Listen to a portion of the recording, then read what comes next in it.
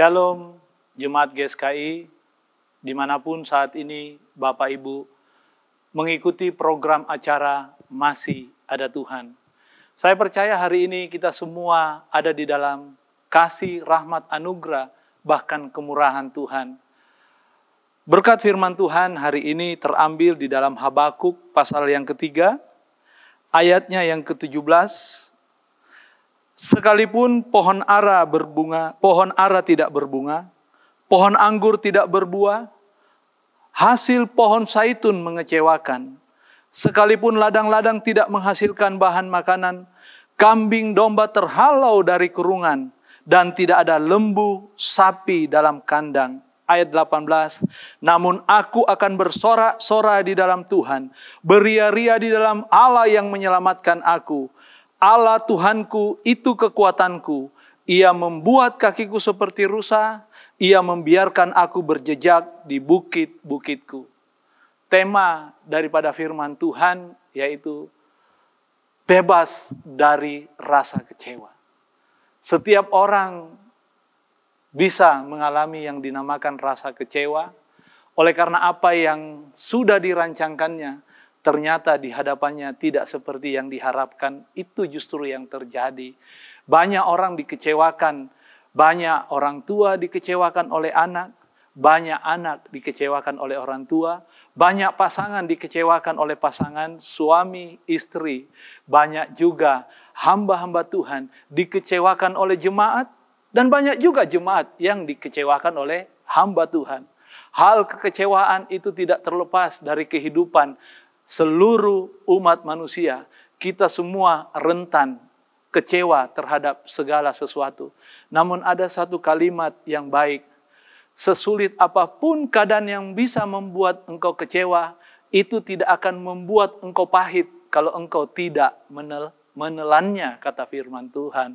Oleh karena itu mari, ketika segala sesuatu yang terjadi dalam kehidupan kita mengecewakan, seperti yang dialami oleh Habakuk, ketika orang Kasdim, bangsa Kasdim datang menyerang orang Yehuda, maka ketika peperangan terjadi, segala sesuatu mengecewakan. Firman Tuhan yang kita baca dikatakan, pohon ara tidak berbuah, pohon anggur tidak berbuah, hasil pohon zaitun mengecewakan, bahkan ladang-ladang tidak menghasilkan bahan makanan, kambing domba terhalau dari kurungan, dan tidak ada lembu sapi dalam kandang. Semuanya mengecewakan, semua yang diharapkan menghasilkan justru tidak menghasilkan apa-apa. Seringkali dalam segala usaha, dalam segala pekerjaan kita, ketika kita bahkan sungguh-sungguh sudah melakukannya, bahkan mungkin kita sudah mengawalinya dengan doa, tetapi seringkali hasilnya bisa mengecewakan. Tetapi bagaimana Nabi Habakuk menanggapi hal yang demikian? Seketika semuanya mengecewakan, Nabi Habakuk berkata di dalam kitab Habakuk 3 ayat 18, namun aku akan bersorak-sorai di dalam Tuhan, beria-ria di dalam Allah yang menyelamatkan aku. Kita bisa bebas dari rasa kecewa.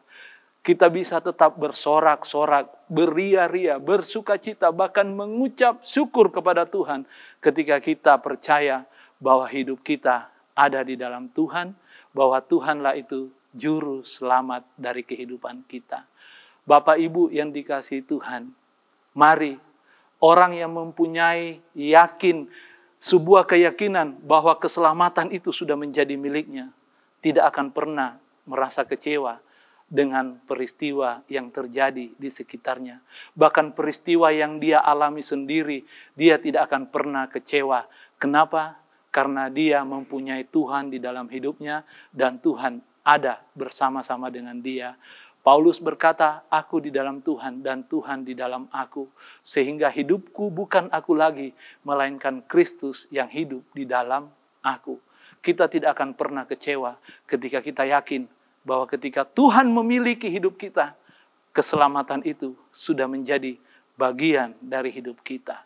Bahkan dia berkata, ketika kita ingin tidak kecewa dalam hidup ini, dia berkata, Allah Tuhanku itu kekuatanku. Ia membuat kakiku seperti kaki rusa. Ia membiarkan aku berjejak di bukit-bukitku. Orang yang tidak akan pernah kecewa dalam kehidupannya ketika dia tahu bahwa Tuhan pasti memberi dia kekuatan. Ketika dia dalam keadaan lemah, dia pasti dimampukan untuk menghadapi situasi kondisi yang buruk yang mengecewakan hidupnya. Dia sanggup bebas daripada itu semua. Paulus berkata, segala perkara dapat kutanggung di dalam Dia yang memberi kekuatan kepadaku. Oleh karena itu jangan mengandalkan kekuatanmu sendiri. Jangan mengandalkan kekuatan manusia. Tetapi andalkanlah kekuatan yang dari Tuhan. Kita baca firman Tuhan di dalam Yeremia 17 ayat 5. Beginilah firman Tuhan.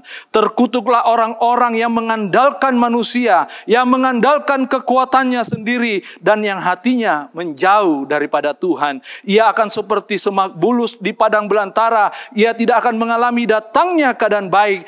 Ia akan tinggal di tanah angus, di padang gurun, di negeri padang asih yang tidak berpenduduk.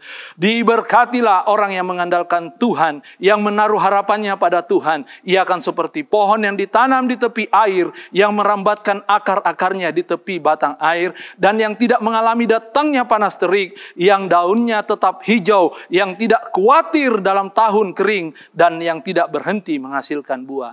Orang yang mengandalkan Tuhan dikatakan pasti akan terus berbuah. Walaupun di keadaan di sekitarnya kering. Bahkan di dalam Yesaya 40 ayat 28-29 firman Tuhan berkata, Tidakkah kau tahu dan tidakkah kau dengar?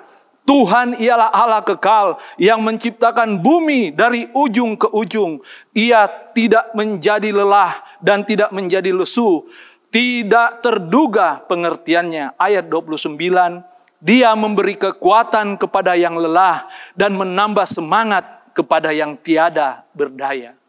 Mari Bapak Ibu yang dikasihi Tuhan. Andalkan Tuhan dalam hidupmu. Maka engkau pasti terbebas dari perasaan kecewa. Satu pujian yang berkata, penolong yang selalu setia, memenuhi keperluanku. Tak pernah dia mengecewakan. Yesusku tak pernah gagal. Segala perkara dapat ku tanggung. Di dalam Dia yang memberi kekuatan. Tuhan Yesus penolong dan sahabat. Tetap percaya Tuhan setia. Tetap percaya, tetap serahkan hidupmu kepada Tuhan. Dia Allah yang selalu setia, tidak akan pernah membiarkan kita.